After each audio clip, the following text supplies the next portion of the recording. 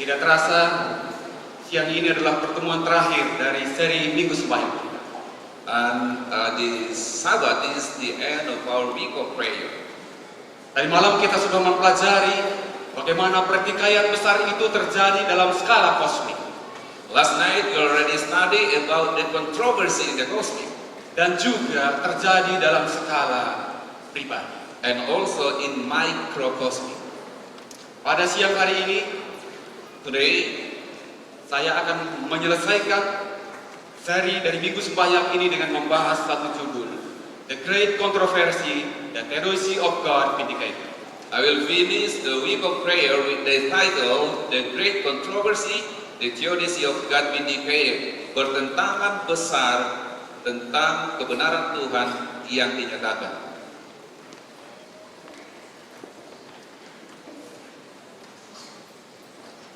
Pada waktu Yesus berada mati di kayu salib, When Jesus Christ died at the cross, ketika dia mengatakan sudah selesai, when he said it's finished, sesungguhnya actually, kedok setan yang sesungguhnya telah terbuka. and the secret of Satan is over. Link terakhir antara malaikat-malaikat yang tidak jatuh ke dalam dosa, The angels who doesn't fall to sin, dengan malaikat-malaikat yang telah jatuh ke dalam dosa, with the fallen angel, telah diputuskan untuk selama-lamanya. already separated forever. Pada saat itu, At the time, sesungguhnya setan dan malaikat-malaikatnya actually Satan and the angels sudah bisa dimusnahkan. are able to be destroyed. Tetapi Allah dalam kebijaksanaannya But in the ways of God, membiarkan setan dan malaikat-malaikatnya allow them and the angels masih tetap hidup sampai saat ini. still alive until today.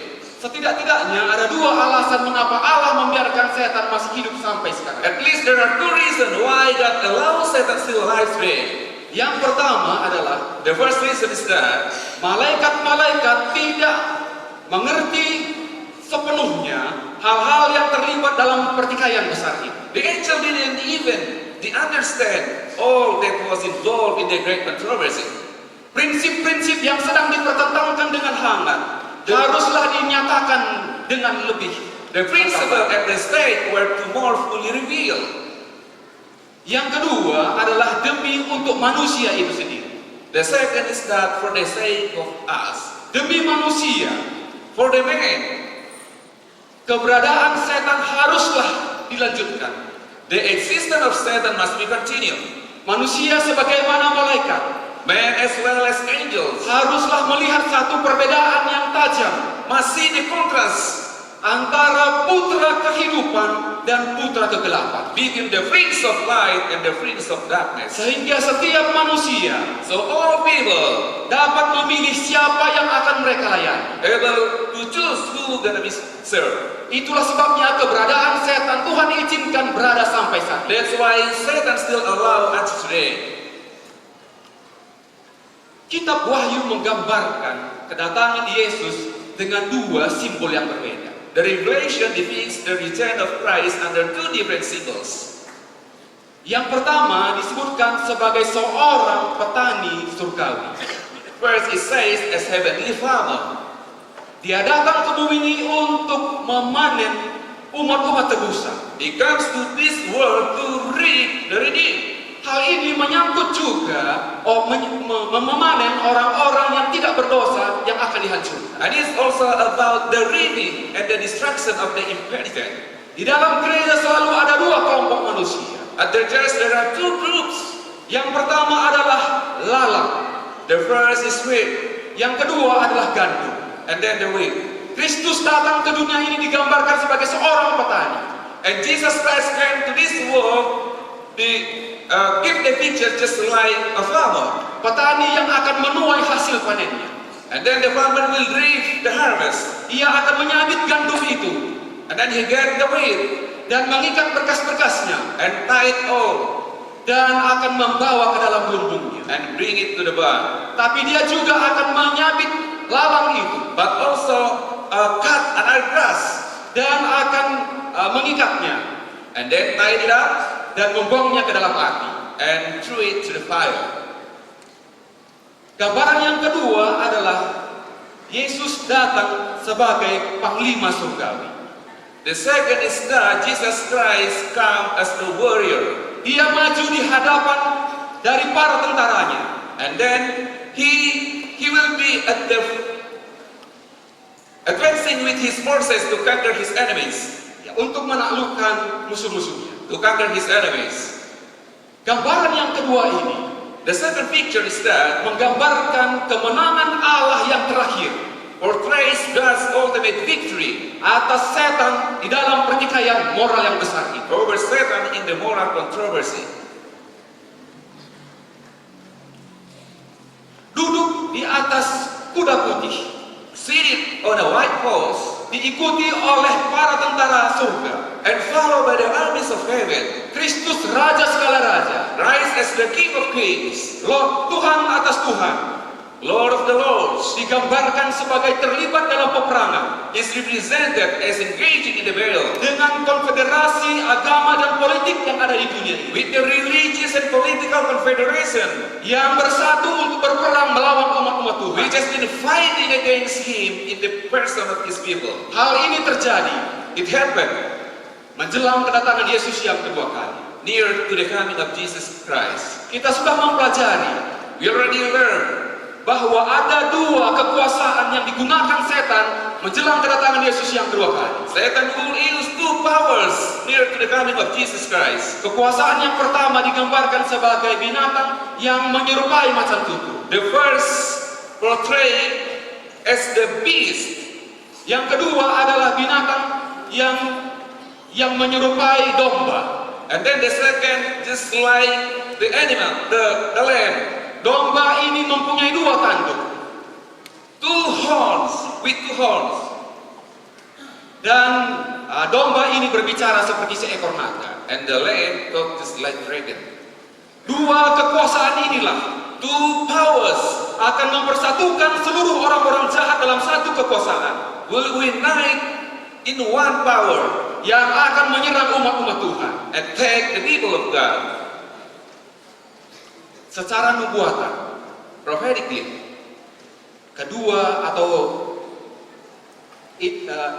kedua kekuasaan ini the two of these powers akan dihancurkan dalam api neraka.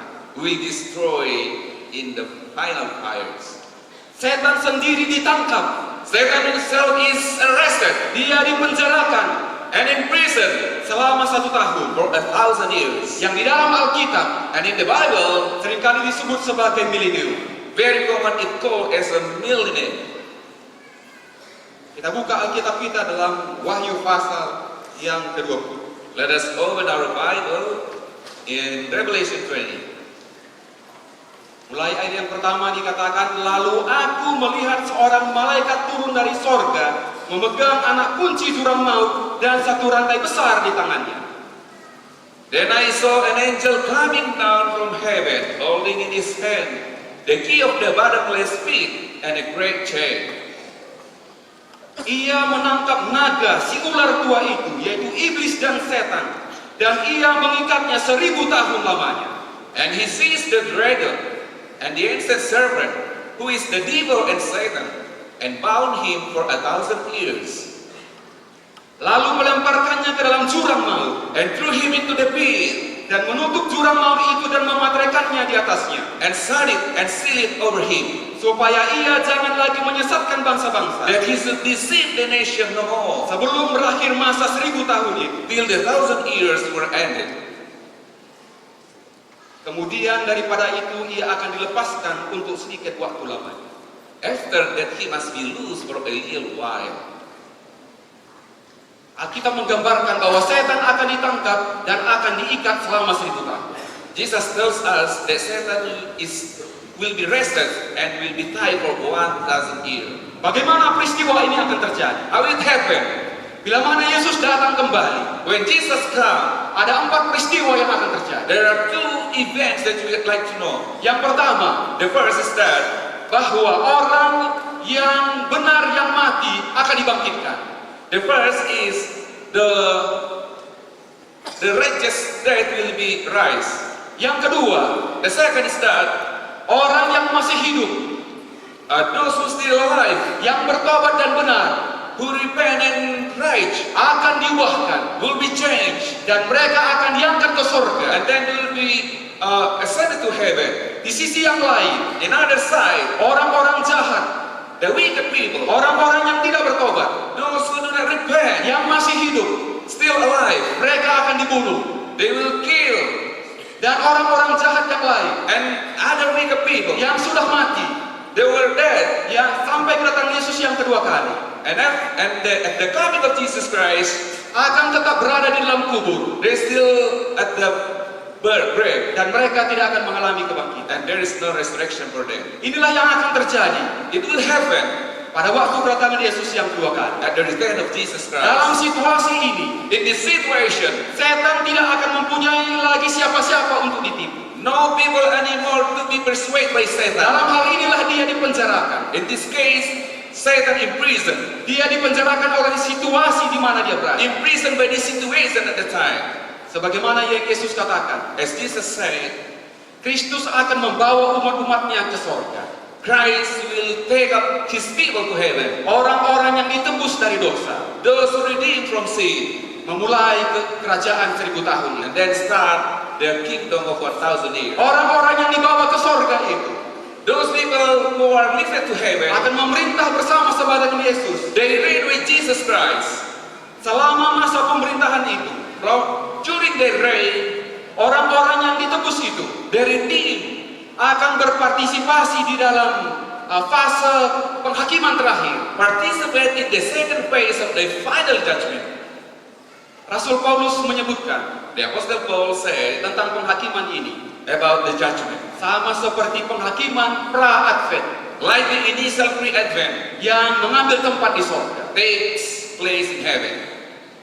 Dalam 1 Korintus 6 ayat 2 dan 3 mengatakan, 1 Corinthians 6 verses 2 and 3 says, Tidak tahukah kamu do you not know bahwa orang-orang kudus akan menghakimi dunia? that the saints will judge the world? Tidak tahukah kamu Do you not know bahwa kita akan menghakimi malaikat-malaikat? that you are to judge angels? Kita dapat mengambil kesimpulan We may take conclusion bahwa penghakiman yang dilakukan selama masa 1000 tahun tersebut that the 1,000 judgment adalah penghakiman terhadap orang-orang yang telah hilang. for those who are disappeared, Demikian juga malaikat-malaikat. and also the angels. Umat-umat yang ditebus The people of God, akan diizinkan untuk mengetahui they give opportunity to know bagaimana Allah memperlakukan orang-orang yang diselamatkan dan orang-orang yang tidak diselamatkan. how God treat those people who are righteous and also wicked people.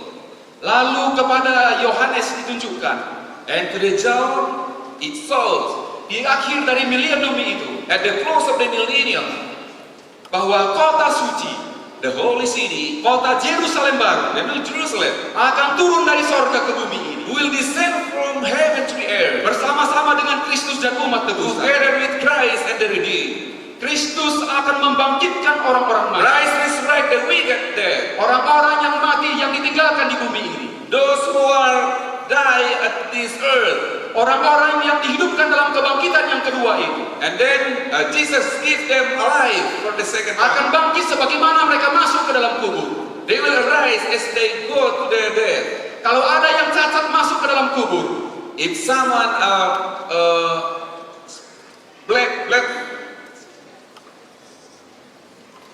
if someone incomplete in his physical, bila mana Yesus akan membangkitkan dalam kebangkitan yang kedua, when Jesus rise them at the second coming, mereka akan keluar dengan tubuh yang cacat. and then they will come from incomplete body. Kalau ada yang buta If someone blind masuk ke dalam kubur, and then die, dia akan keluar dengan keadaan buta. and then he'll arise and no blind no more. Bukan hanya secara fisik. Not physically. Kalau ada seseorang yang merencanakan sesuatu yang jahat If someone have planned the wicked things di dalam pikirannya, in his mind, lalu dia masuk ke dalam kubur, and then go to the grave, bagaimana dia dibangkitkan kembali, and Jesus when Jesus Christ rises, apa yang masih terdapat di dalam pikirannya, whatever in his mind, itu juga lah yang akan keluar pada waktu dia dibangkitkan. and will come also when the arise. Maka pada saat itu tidaklah mudah bagi setan, tidaklah sukar bagi setan And at that time it is not difficult for Satan untuk memimpin manusia yang tidak bertobat ini to lead them berada di bawah benderanya. under his flag. Kehadiran umat manusia, The presence of all humanity, orang yang ditebus, yang berada dalam kota suci, the redeemed within the city, dan orang yang hilang yang berada di luar kota itu, and the lost out of the city, akan segera melepaskan setan dari penjara. immediately loses Satan from the prison. Masih seperti sifat alamiahnya yang sesungguhnya.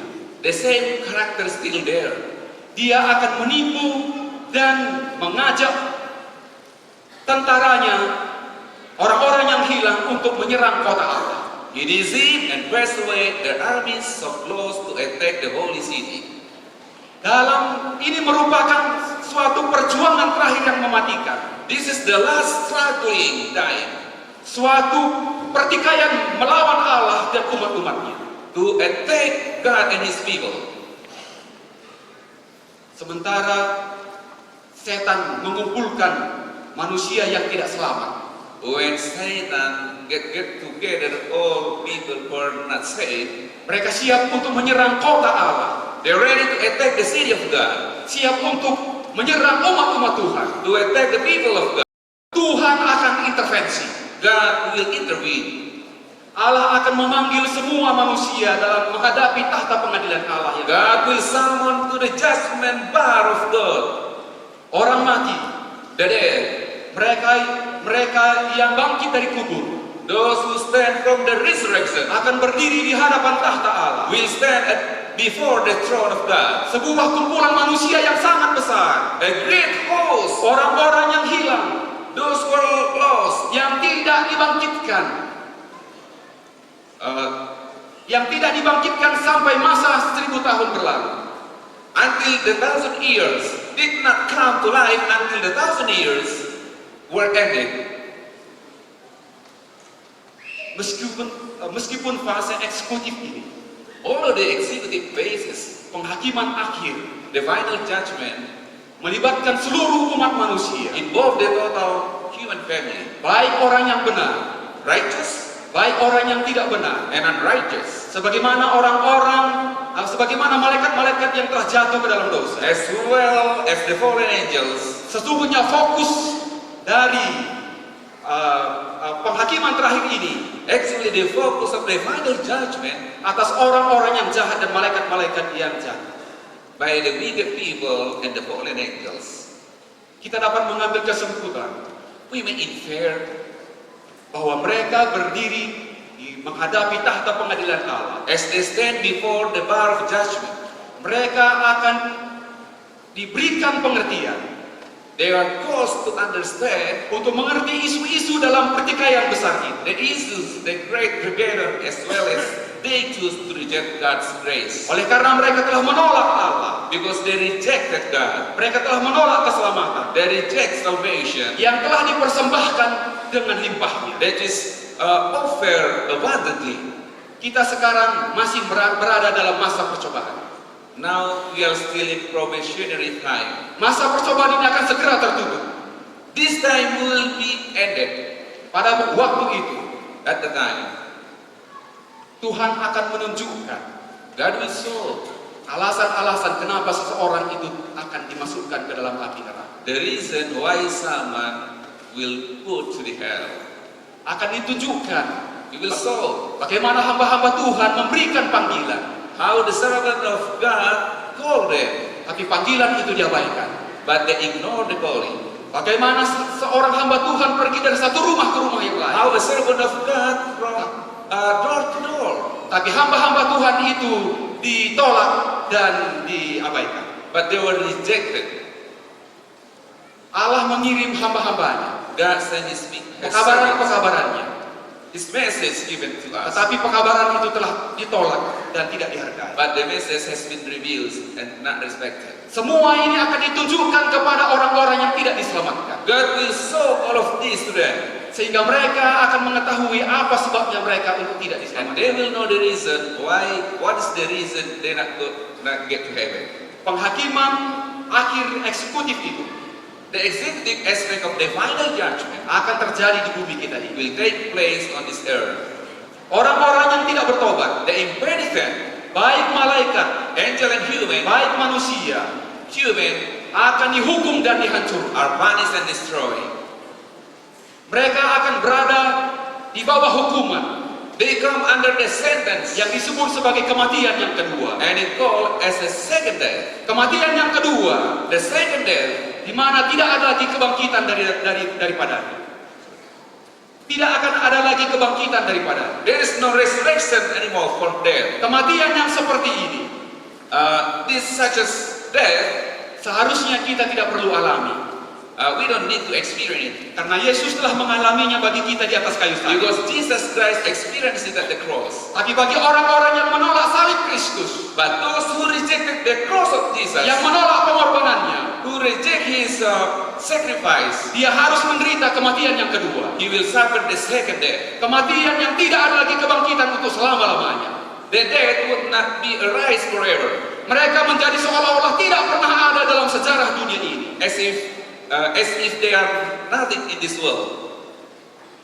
Kemudian raja itu akan berkata kepada orang yang di sebelah kanannya, And then he will say to those at his right hand, marilah orang yang diberkati oleh Bapa, Come, O blessed of my Father, warisilah kerajaan yang disediakan bagimu sejak dunia dijadikan. inherit the kingdom prepared for you from the foundation of this world. Kepada orang yang di sebelah kirinya, dia akan mengatakan, Then he will say to those at his left hand, enyahlah daripadaku, Depart from me, hai kamu orang-orang yang terkutuk, you curse, ke dalam api yang kekal, into the eternal yang fire, telah disediakan untuk iblis dan malaikat-malaikat. prepared for the devil and his angels.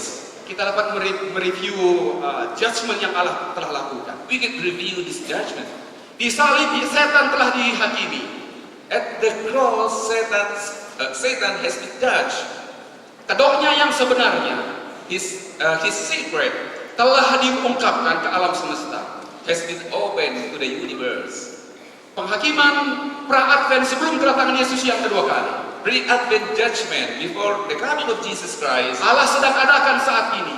God is doing it now. Penghakiman pra-advent ini akan segera berakhir, The pre-Advent will end menandai pintu kasihan tertutup. to give us a sign the close of the fashion of God. Penghakiman sebelum kedatangan Yesus yang kedua kali ini The judgment before the second coming of Jesus, adalah untuk malaikat-malaikat yang tidak jatuh ke dalam dosa, for those angels who are not fall to sin, dan juga untuk makhluk-makhluk cerdas yang tidak jatuh ke dalam dosa. and those people who are not fall into sin. Oleh karena di dalam gereja Because at the church, ada dua kelompok umat Tuhan. there are two groups of people. Kalau umat Tuhan yang palsu The faith of God's people dan umat-umat yang asli, and the real one. malaikat-malaikat yang tidak berdosa, The angel who are not fall in sin, meskipun mereka adalah makhluk-makhluk cerdas, although they are very bright, mereka tidak mempunyai kemampuan manakah itu yang palsu dan manakah itu yang asli. they don't have ability to distinguish which one is the real and which one is the fake one. Itulah sebabnya Yesus mengatakan, So that's why Jesus Christ says, ladang dan gandum itu grace and wheat, harus dibiarkan berada di dalam ladang itu sampai masa penuaian. they grow together until the time has come. Masa penghakiman, The judgment day, ladang dan gandum itu harus dipisahkan. grace and wheat must be separated.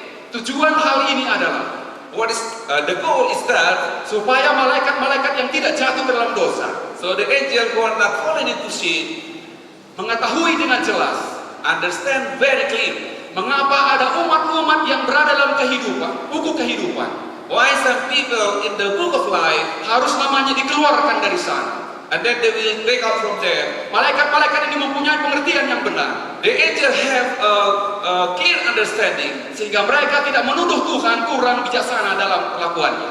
so that's why they will obey God in His wisdom.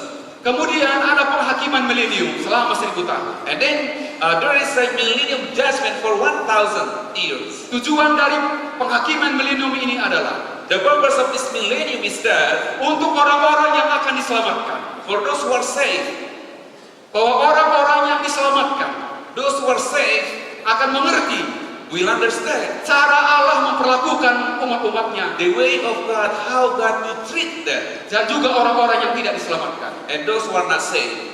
Pada masa itu At this time, akan banyak keheranan dari antara umat-umat Tuhan yang diselamatkan. and many things will make people amazed about the decision of God. Kita mungkin menyangka orang itu akan berada di surga, You might think this man will get into heaven, tapi orang itu tidak berada di surga. but he would not be there. Kita menganggap orang itu tidak mungkin masuk surga, You may think impossible for him to get into heaven, tapi dia berada di surga. but he's in heaven. Untuk menjawab semua pertanyaan To itu, answer all these questions, Allah menyediakan 1000 tahun lamanya, God give 1,000 years. supaya tidak ada keraguan-raguan dalam diri orang-orang yang akan diselamatkan. So there is no doubt anymore for those people who are saved. Mengapa seseorang diselamatkan dan mengapa seseorang dihukum? Why someone is saved and someone unsaved. Penghakiman yang ketiga, penghakiman eksekutif. The third judgment is executive judgment. Penekanan khusus dari penghakiman ini adalah The emphasis of this judgment is that untuk orang-orang yang tidak diselamatkan. for those who are not saved, Kepada mereka juga akan ditunjukkan for them, God will show also mengapa mereka tidak diselamatkan. why they are not saved. Allah akan memberikan panoramik God will give panoramic or portray, sehingga mereka melihat so they will see kesempatan-kesempatan yang telah diberikan kepada mereka. the opportunity that has been given for them, Tapi kesempatan itu telah diabaikan. but they ignore the opportunity. Kesempatan itu telah ditolak. They reject the opportunity, Keselamatan itu telah dihina. and the salvation has been ignored. Keselamatan itu telah diolok-olok. And then they ignore the salvation. Akhirnya mereka akan menyadari And then they will realize mengapa mereka harus dibinasakan. why they have to be put in death. Setan juga dan malaikat-malaikatnya Satan, together with all his angels, akan dibukakan kedoknya God will open their secret kepada seluruh alam semesta. for all the universe Segala tuntutan setan and all the claim of Satan sehubungan dengan hukum Allah, regarding to the law of God sehubungan dengan karakter Allah, and character of God, sehubungan dengan keadilan dan rahmat Allah, regarding to the love and justice of God, sehubungan dengan pemerintahan Allah, and also about the knowledge of God akan dipertahankan. will be maintained. Setan tidak akan mempunyai alasan apapun lagi There is no reason anymore for Satan untuk menuduh Allah to accuse God dan umat-umatnya and his people berlaku tidak adil. unfair. Dan orang-orang jahat akan masuk ke dalam penghukuman yang kekal. And the wicked people will go away into eternal punishment. Dan orang-orang yang benar akan masuk ke dalam kehidupan yang kekal. But the righteous into eternal life.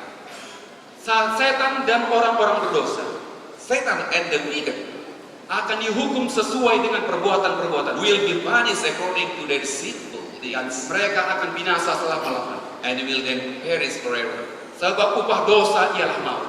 The wages of sin is death. Itulah kematian yang kedua. That's the second death. Kristus telah selamatkan kita dari kematian kita. And Jesus Christ saved us from this death. Kalau kita menerima Dia sebagai Tuhan dan Juru Selamat kita. If you accept Him as the Lord and your Savior. Dalam melaksanakan eksekusi terhadap malaikat-malaikat yang jahat, In the execution of the fallen angels demikian juga manusia yang tidak bertobat, and impenitent humanity, maka bumi kita ini akan dimurnikan kembali. so this earth itself is purified, Allah akan mendatangkan api neraka. and God will send the fires. Unsur-unsur dosa yang ada di bumi ini, All the element of sins in this world, sakit penyakit disease dan kematian, and death, semua penderitaan all sufferings, akan dibakar dalam api neraka. will fires, Allah akan membersihkan dunia kita ini and kembali. God will cleanse it all. Allah akan menciptakan dunia kita ini baru kembali. God will create a new world, Umat tebusan akan diberikan upah. and the redeemed will give a reward. Rumah mereka yang kekal di bumi ini. God will give eternal hope. Paradise atau Paradise yang telah hilang The lost paradise akan dikembalikan, will give it back, akan dipulihkan. will restore it. Allah akan memilih untuk tinggal bersama dengan umat-umat And tebusan. God will choose to dwell with His people. Akhirnya, At last, perang yang dimulai di sorga the war which begin in heaven akan diakhiri. is ended. Pertikaian moral yang besar The great moral controversy yang telah mengganggu alam semesta ini, which troubled the universe yang telah berlangsung berabad-abad for lamanya, so long akan segera diakhiri. is finished. Perpecahan hubungan The breach in the relationship antara surga dan bumi between heaven and earth akan disembuhkan kembali. is healed again. Tujuan Allah The divine purpose dalam menyatukan semua hal to unite all things in Him, di dalam Kristus Yesus, in Jesus Christ, perkara-perkara yang ada di sorga things in heaven dan hal-hal yang ada di bumi ini and things on earth akan disatukan dalam Kristus. now is accomplished in Jesus Christ, Tujuan itu akan diselesaikan. and the divine purpose will be finished. Sebagai rangkuman dari minggu sembahyang kita, As a conclusion, the week of prayer, ya saya tidak tahu apa ini terlalu kecil oleh karena tidak muat untuk dalam screen. I don't know if you're able to see it because it's not enough space for the screen. Pertikaian itu dimulai The conflict is begin ketika Lucifer memberontak melawan Allah. when the Lucifer revolt against God, Dosa mulai masuk ke alam semesta ini. and sin come to this earth, Allah harus membuang setan dari sorga. and then Satan put away from heaven, Allah menciptakan dunia kita ini. and God created this world, Setan datang ke dunia ini and Satan came to this world menggoda nenek moyang kita yang pertama. to tempt our first parent, Mereka jatuh ke dalam dosa. and they fall to sin. Pertikaian yang berlangsung di sorga The conflict in heaven sekarang berpindah ke bumi. now moves to this earth, Pertikaian itu berlangsung di bumi kita ini. and the conflict is going on in this world Mulai dari penciptaan from the creation sampai kepada Kain dan Habel, until to Cain and Abel, sampai kepada zaman Nuh, until to Noah time, sampai kepada zaman Abraham, and then at the time of Abraham, sampai kepada zaman bangsa Israel. and also at the time of people of Israel. Dalam situasi dunia yang paling gelap, In the darkness of this world, Yesus datang ke dunia ini Jesus come to this world untuk mengalahkan pertikaian ini. to defeat the problem, Pertikaian itu tidak berhenti. and the conflict is not ended. Setan datang menganiaya umat-umat Tuhan gerejanya. And Satan came to torture the people of God and the church. Selama abad-abad kegelapan, At the time of darkness, 1260 tahun, 1,200 years, umat-umat Tuhan telah dianiaya dan disiksa. the people of God has been tortured. Tetapi setiap generasi But in all generations, ada orang-orang yang tetap setia kepada Tuhan. there's people who faithful to God. Kita tiba kepada zaman Martin Luther. And then we go to the time of Martin Luther. Kita tiba kepada zaman kita sekarang. And also in our time. Di hadapan kita adalah masa kesukaran. And then we have the time of struggle. Kita akan tiba kepada kedatangan Yesus yang kedua kali. We will come to the time of Jesus coming. Setelah kedatangan Yesus yang kedua kali akan ada masa 1000 tahun. After the return of Jesus Christ, there will be 1,000 years. Setelah masa 1000 tahun, And after 1,000 years, Tuhan akan mengakhiri dosa di dalam alam semesta ini. God will end all sins in this universe. Kita melihat dari peristiwa ini, As you can see from these events, pusat dari pertikaian itu adalah kematian Yesus di kayu salib. the center of the conflict is the death of Jesus Christ. Bumi kita ini, This earth, sampai kedatangan Yesus yang kedua kali, until to the time of the second coming of Jesus, adalah dalam hubungannya sehubungan dengan keselamatan manusia. and it relates to the salvation of man. Kematian Yesus di kayu salib The death of Jesus Christ at the cross, adalah untuk keselamatan manusia. just for our sake. Tetapi ada tujuan yang lebih besar. But there is a bigger purpose. Yesus datang ke dunia ini Jesus came to this world untuk menyelesaikan pertikaian yang besar. to finish the great conflict. Dosa itu telah masuk ke alam semesta ini The sin already come to this world, dan dosa itu harus diselesaikan. and it must be ended. Bukan kita yang menyelesaikan pertikaian itu. We are not to end the conflict itself, Tapi Allah sendiri yang akan menyelesaikannya. but God will take action for that. Keadilan dan rahmat Allah akan dipertahankan. Just and also the vision of love will be maintained. Kita akan selama-lamanya bersama-sama dengan Tuhan. And we will live forever together with God. Kita akan hidup dalam dunia yang baru. We will live a new world. Suatu tempat yang bersama-sama Tuhan selama-lamanya. We live together with God forever and ever. Ayat inti kita pada hari Sabat ini Our memory text in the Sabbath, terdapat di dalam Wahyu 21 ayat 3 sampai 4. you can find in Revelation 21 verses 3 to 4. Lalu aku mendengar suara yang nyaring dari takhta itu berkata, And I heard a loud voice from the throne say, lihatlah, Now kemah Allah ada di tengah-tengah the manusia, dwelling of God is with men, dan ia akan diam bersama-sama dengan mereka. and he will live with them. Mereka akan menjadi umatnya, They will be his people, dan ia akan menjadi Allah mereka. and God himself will be with them. Dan ia akan menghapus segala air mata dari mata mereka. And he will wipe every tear from their eyes. Dan maut tidak akan ada lagi. There will be no more death, Tidak akan ada lagi perkabungan, or mourning, atau ratap tangis, or crying, atau duka cita. or pain, Sebab segala sesuatu yang lama itu for the old order telah berlalu. of the things has been passed away. Bila mana saya merenungkan perkara ini, bila mana saya merenungkan perkara ini, When I contemplate these things, hati saya terpukul. my heart is open.